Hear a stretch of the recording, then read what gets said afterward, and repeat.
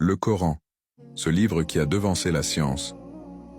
Et si ce qu'on appelle aujourd'hui avancée scientifique était en réalité un simple rattrapage?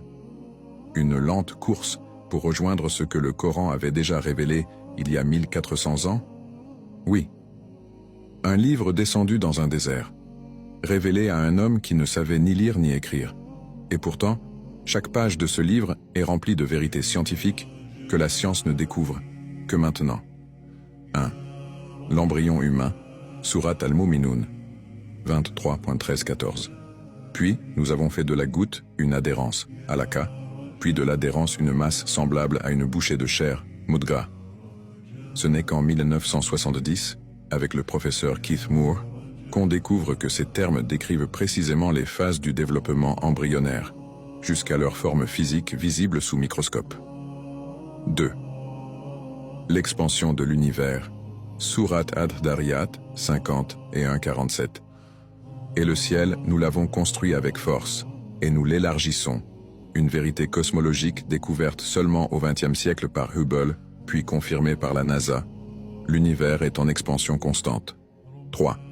L'origine de la vie, l'eau, Surat al-Anbiya, 21-30.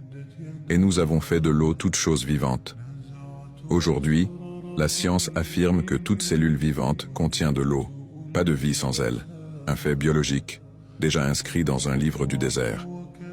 4. Les montagnes comme stabilisateurs, Surat an-Naba, 78-6-7. N'avons-nous pas fait de la Terre une couche, et les montagnes comme des piquets? La géologie moderne a découvert que les montagnes ont des racines profondes et qu'elles jouent un rôle d'ancrage dans les plaques terrestres. Le Coran les a appelés piquets bien avant que la tectonique n'existe. 5. Les ténèbres des profondeurs marines, Surat An-Nur, 24-40, ou comme les ténèbres dans une mer profonde, recouverte de vagues sur lesquelles il y a des nuages, ténèbres, entassées les unes sur les autres. Ce verset décrit ce que la science a découvert grâce aux sous-marins.